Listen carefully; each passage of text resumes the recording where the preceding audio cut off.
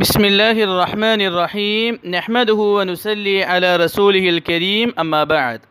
കഴിഞ്ഞ ആയത്തുകളിൽ അല്ലാഹു തആല അനുകൂല പ്രതികൂല അവസ്ഥകളിൽ അള്ളാഹുവിനെ ഓർക്കേണ്ടതുണ്ട്, ബുദ്ധിമുട്ട് വരുമ്പോൾ അള്ളാഹുവിനെ ഓർക്കുകയും ബുദ്ധിമുട്ട് കഴിഞ്ഞാൽ ഭൗതികമായ ലഹരിയിൽ തന്നെ ജീവിക്കുകയും ചെയ്യുക എന്നുള്ളത് നന്ദികേടാണെന്ന് അറിയിച്ചിരുകയുണ്ടായി. തുടർന്നുള്ള ആയത്തിൽ അല്ലാഹു തആല ഭൗതികത എന്താണെന്ന്, ഭൗതികമായ കാര്യങ്ങൾ, ദുനിയാവ് എന്താണെന്ന് അറിയിച്ചിരുകയാണ്. ഇന്നമാ മസലുൽ ഹയാത്തിദ് ദുനിയാ കമാ ഇൻ അൻസൽനാഹു മിനസ് സമാ إن أنزلناه من السماء فاختلط به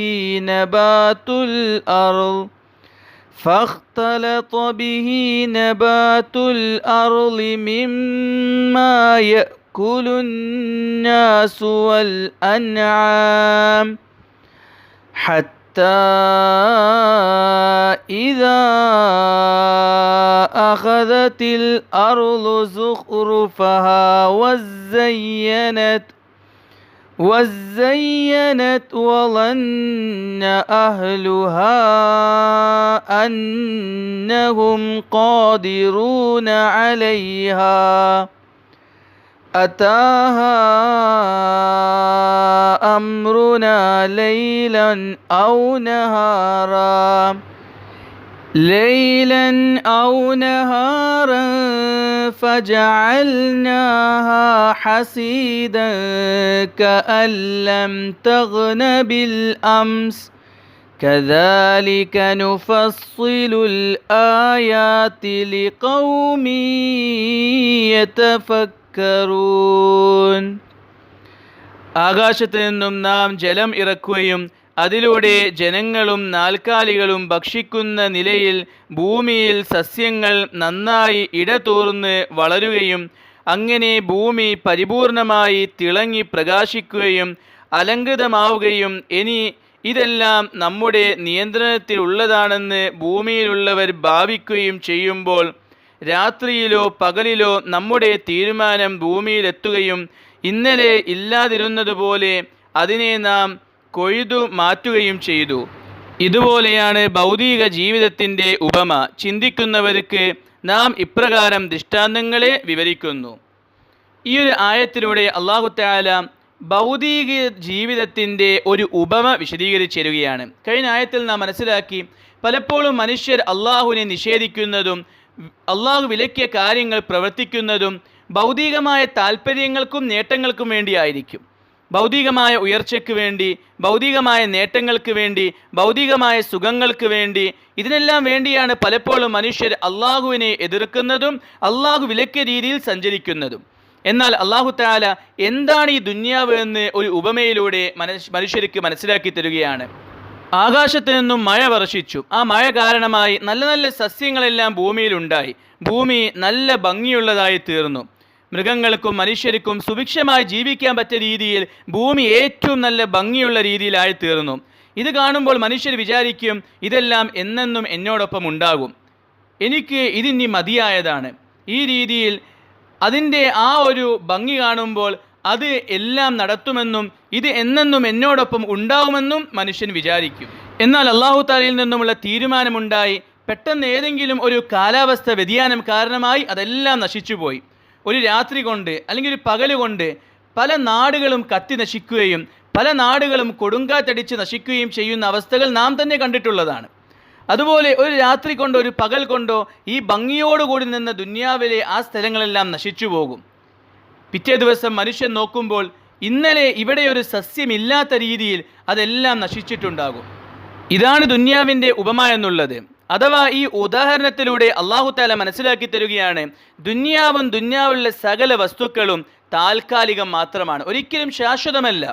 ഇന്ന് നമ്മൾ ജീവിക്കുന്ന വീട്, നമ്മളുടെ കയ്യിലുള്ളതായ സ്വത്തുക്കൾ, നമ്മുടെ കയ്യിലുള്ള സമ്പത്ത്, നമ്മുടെ കച്ചവടം, നമ്മുടെ ഉദ്യോഗം, ഇങ്ങനെ തുടങ്ങി എന്തെല്ലാം വസ്തുക്കൾ നമ്മൾ ഉപയോഗിക്കുന്നുണ്ടോ, ഇതൊന്നും ഒരിക്കലും ശാശ്വതമല്ല, താൽക്കാലികം മാത്രമാണ്.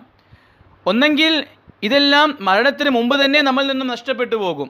അള്ളാഹു താലയിൽ നിന്നുമുള്ള പ്രതികൂലമായ തീരുമാനമുണ്ടായി, അള്ളാഹു കാക്കട്ടെ, കാലാവസ്ഥ വ്യതിയാനങ്ങളുണ്ടായി, മനുഷ്യൻ സമ്പാദിച്ചെല്ലാം നഷ്ടപ്പെട്ടു പോകും. അല്ലെങ്കിൽ എന്തെങ്കിലും താങ്ങാൻ സാധിക്കാത്ത നഷ്ടങ്ങളുണ്ടായി, അത് കാരണമായി ഇന്നലത്തെ അവസ്ഥയാകൂല മനുഷ്യൻ്റെ ഇന്നത്തെ അവസ്ഥ. ഇങ്ങനെ പല രീതിയിലും ദുന്യാവിൻ്റെ അവസ്ഥകൾ മാറിക്കൊണ്ടേയിരിക്കും. ദുന്യാവിൽ തന്നെ നാം നോക്കുകയാണെങ്കിൽ എത്രയെത്ര ഉദാഹരണങ്ങൾ.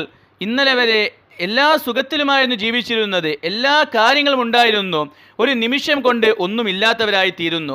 ഇങ്ങനെ ധാരാളം ഉദാഹരണങ്ങൾ ദുന്യാവിൽ നമ്മുടെ കൺമുമ്പിൽ തന്നെയുണ്ട്. ഇതാണ് ദുന്യാവിൻ്റെ അവസ്ഥ. ഇന്നലെ ഉണ്ടായിരിക്കും, ഇന്ന് ഉണ്ടായിരിക്കണമെന്ന് യാതൊരു രീതിയിലുള്ള ഉറപ്പും നമുക്ക് പറയാൻ സാധിക്കുന്നതല്ല. ഈ നിമിഷം ഇതെല്ലാം എൻ്റേതാണ്, അടുത്ത നിമിഷം ഇത് എൻ്റേതാണോ അല്ലയോ എന്ന് ഒരിക്കലും നമുക്ക് ഉറപ്പ് പറയാൻ പറ്റുന്നതല്ല. കാരണം ദുന്യാവ് താൽക്കാലികമാണ്. ചിലപ്പോൾ മരണത്തിന് മുമ്പ് തന്നെ നമ്മുടെ കയ്യിലുള്ള എല്ലാം നമ്മളിൽ നിന്നും നഷ്ടപ്പെട്ടു പോകും. ഇനി നഷ്ടപ്പെട്ടിട്ടില്ല എങ്കിൽ മരണത്തോടു കൂടി എല്ലാം ഉപേക്ഷിക്കേണ്ടവനാണ് മനുഷ്യൻ. ഇന്ന് ഇത് എൻ്റേതാണ്, ഞാൻ മരിച്ചു കഴിഞ്ഞാൽ ഇതെല്ലാം അനന്തരാവകാശികളുടേതായിത്തീരും. അതുകൊണ്ട് ഒരിക്കലും ദുന്യാവിലുള്ള വസ്തുക്കൾ കാലാകാലം മനുഷ്യരോടൊപ്പം ഉണ്ടാകുന്നതല്ല. ഈ നിമിഷം എന്നോടൊപ്പം ഉണ്ടാകുന്നതാണ്, അടുത്ത നിമിഷം ഉണ്ടാവുകയോ ഇല്ലയോ എന്ന കാര്യം ആർക്കും ഉറപ്പിച്ച് പറയാൻ പറ്റുന്നതല്ല. ഒന്നെങ്കിൽ മരണത്തിന് മുമ്പ് നമ്മുടെ കയ്യിൽ നിന്നും ഈ വസ്തുക്കൾ നഷ്ടപ്പെട്ടു പോകും, അല്ലെങ്കിൽ മരണത്തോടുകൂടി നമ്മളിൽ നിന്നും അത് അനന്തരാവകാശികളിലോട്ട് മാറ്റപ്പെടുന്നതാണ്. ഇതാണ് ദുന്യാവിൻ്റെ അവസ്ഥ എന്നുള്ളത്. ദുന്യാവ് ഒരിക്കലും കാലാകാലം മനുഷ്യരോടൊപ്പം ഉണ്ടാവുന്നതല്ല. ദുന്യാവിൻ്റെ ഒരു വസ്തുക്കളും കാലാകാലം മനുഷ്യരോടൊപ്പം ഉണ്ടാവുന്നതല്ല. അതുകൊണ്ട് നിങ്ങൾക്ക് ഒരു ഉറപ്പുമില്ലാത്ത, നിങ്ങളോടൊപ്പം ഉണ്ടാവുമെന്ന് ഒരു ഉറപ്പും പറയാൻ പറ്റാത്ത ആ ദുന്യാവിന് വേണ്ടി നിങ്ങൾക്ക് കാലാകാലം സമാധാനം, കാലാകാലം സന്തോഷം, കാലാകാലം നിങ്ങളുടെ കാര്യങ്ങൾ ഏറ്റെടുക്കാമെന്ന് വാഗ്ദാനം ചെയ്ത അള്ളാഹുവിനെ നിങ്ങൾ മറക്കാൻ പാടില്ല. ഒരു വിശ്വാസിയെ സംബന്ധിച്ചിടത്തോളം ദുന്യാവിൽ ലാഭമുണ്ടായാലും നഷ്ടമുണ്ടായാലും അള്ളാഹു അവനെ സഹായിക്കുമെന്ന ഉറപ്പുണ്ടായതുകൊണ്ട് അവൻ്റെ മനസ്സിൽ സദാസമയം അള്ളാഹു സമാധാനം ഇട്ടുകൊടുക്കുന്നതാണ്. എന്നാൽ വിശ്വാസം കുറവുള്ളവർ, വിശ്വാസം ഇല്ലാത്തവർ, അവർക്ക് എന്തെങ്കിലും ബുദ്ധിമുട്ടുണ്ടാകുമ്പോഴേക്കും അവർ ആത്മഹത്യയെപ്പറ്റി ചിന്തിക്കും, അവരുടെ മാനസിക നില തെറ്റിപ്പോകും. പക്ഷെ വിശ്വാസിക്കൊരിക്കലും അങ്ങനെ ഉണ്ടാവുന്നതല്ല. അനുകൂല പ്രതികൂല സാഹചര്യങ്ങളിൽ എൻ്റെ രക്ഷിതാവിനെ സഹായിക്കുമെന്ന ഉറപ്പ് യഥാർത്ഥ വിശ്വാസികൾക്കുണ്ടാവുന്നതാണ്.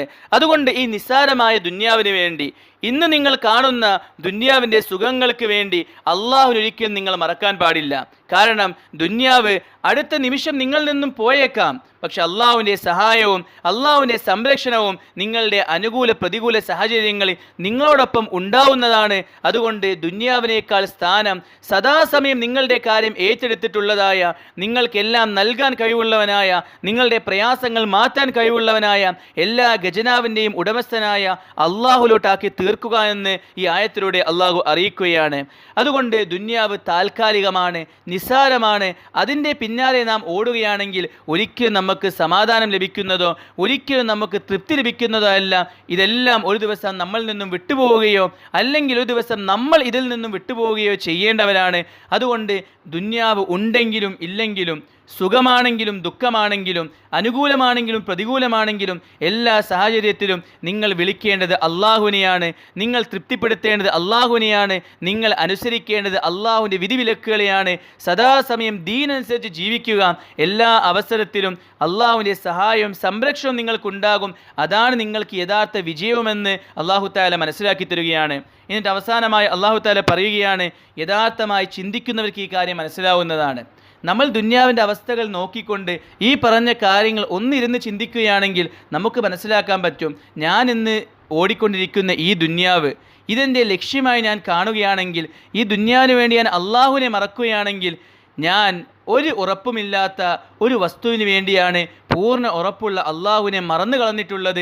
അതുകൊണ്ട് ആ അള്ളാഹുവിനെ ഓർക്കുകയും ആ അള്ളാഹു കൽപ്പിച്ച രീതിയിൽ ജീവിക്കുകയും ചെയ്യുകയാണെങ്കിൽ, ഏതൊരു ദുന്യാവാണോ ഞാൻ ആഗ്രഹിക്കുന്നത് ആ ദുന്യാവ് നൽകാൻ കഴിവുള്ളവനാണ് അള്ളാഹു തആല. ഞാൻ ചിന്തിക്കുന്നതിനേക്കാൾ ഉത്തമമായത് എനിക്കെൻ്റെ റബ്ബ് നൽകുന്നതാണെന്ന ചിന്ത നമുക്കുണ്ടാവുന്നതാണ്.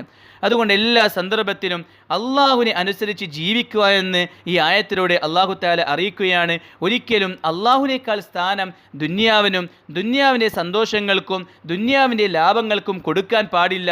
അതിനേക്കാൾ സ്ഥാനം അള്ളാഹുവിന് കൊടുക്കുകയാണെങ്കിൽ നിങ്ങൾ ഭയക്കുന്ന നഷ്ടത്തിൽ നിന്നും അള്ളാഹു നിങ്ങളെ സംരക്ഷിക്കും. അതുകൊണ്ട് സദാസമയം അള്ളാഹു താല കൽപ്പിച്ച ദീനിൽ നിങ്ങളുടെ ജീവിതമാക്കി തീർക്കുവാനെന്ന് അള്ളാഹു താല അറിയിക്കുകയാണ്. അള്ളാഹു താല പരിശുദ്ധ ഖുർആൻ മനസ്സിലാക്കാനും അതനുസരിച്ച് ജീവിക്കാൻ തൗഫീഖ് നൽകുമാറാകട്ടെ.